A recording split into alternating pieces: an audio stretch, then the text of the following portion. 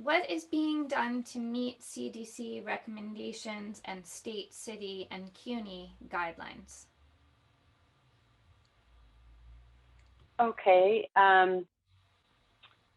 So first thing, I'm just going to, before I jump into this piece, I'm just going to say that, you know, we meet on a regular basis. We're meeting weekly. The Reentry Review Board, or RRB for short, meets weekly. This helps us stay, all of these cross-functional, cross-departmental relationships and lines of communication that have been forged are critical. It means that, you know, as we, this meeting really helps to keep those lines of communication open and really solid. I also attend twice weekly meetings with CUNY, my counterparts across the campus, or across all of CUNY and other campuses. And Alan, as the senior coordinator, coronavirus coordinator, meets with his counterparts. And Ayana Murray Richards, who is our coronavirus campus liaison, meets with her counterparts to discuss the HR side of things and positive case management. We are also getting subject matter expertise input at the request and suggestion of some of those of you on this call. We are adding additional representation. We have expanded this team of people since the summer to include PSC representatives from the film department, and I might get this wrong, Larry, but financial aid, I believe. They've been really critical to ensuring we're on the right track and that we reflect everyone's voices in making some of these big decisions. We are also, yesterday I had a great conversation with Professor, Health and Nutrition Science Professor Jolanta Kruznicka, who has subject matter expertise in health and safety and has worked on with various companies and campuses, and she brings an important voice to this conversation. In addition, we have two professors who I'm going to get their names wrong, so I'm going to just tell you that we take it very seriously. We take your input very seriously, and it's important. We can't do this on our own or in a vacuum, for sure.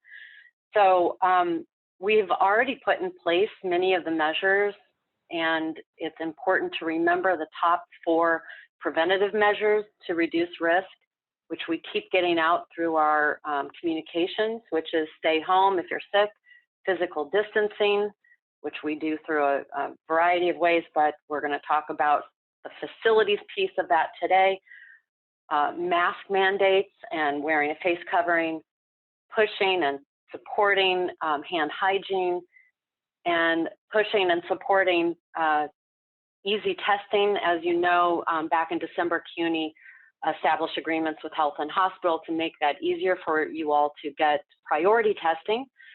And in addition, CUNY has launched Vax Up CUNY campaign. Vaccines are free, have been tested to be safe, and are highly effective. I ask every one of you on this call, get vaccinated. If you can, ask everyone in your family who can and is able to get vaccinated. It's our primary way that we're going to be successful in the fall. Okay, now back to the presentation. Space utilizations, because this is really focused on healthy environments and healthy operations. We've been going through sets of our set planning assumptions and what are those physical distancing rules. And that's really, you know, outlined what is required in terms of assessing our spaces and determining whether we can use the closest but still physically distanced spacing, or whether we need to de-densify further. Marcus, could you just make sure? Okay. So, and then you know, we've only recently gotten the enrollment and schedule data, and we're using that to match up. Have we prioritized those priority instructional spaces that have already been assigned to courses for the fall, in-person courses or hybrid courses in the fall? And then there are those spaces that we know we need to consider, which are those large lecture halls and other large spaces that might support student study time and or Zoom attendance on online courses. And matching and reconfiguring those locations. Oh, I kind of already said that.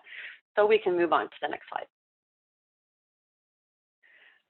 Ventilation is a key, and I'm going to repeat this later, but CDC has come out earlier this month, with the statement that the primary way that this disease is transmitted is airborne and droplet, and not through, or very little through surface, contaminated surfaces or fomites. Ventilation has been at the forefront of what we have been looking at really from the beginning. Those in the environmental health and safety field and epidemiologists knew early on that we were looking at something different than, say, the common cold or something as, you know, some other things, other diseases that have more surface contamination transmission. So ventilation, reviewing those ventilation designs, and I'm going to let Joe speak to these more specifically, making adjustments where needed, adding enhancements or changes to our operation, upgrading where we need to, and then continuously, it's really more than this just linear, it's a feedback loop. This is a ventilation, and really all that we do really should be, you know, we're constantly checking what we do and having that inform our operation. And then lastly, building hygiene and maintenance. This is still very important, and I know it's something that we've had a lot of focus on over the past couple of years with BC Fix-It. The campus is as sparkling as ever. It really is. The custodial staff have done a tremendous amount of work, and we'll talk more about that, but we have plans for adding additional touchless features. Some of these are awaiting procurement. Some are actively being procured, but we're going to do what we can to add these features in high volume locations.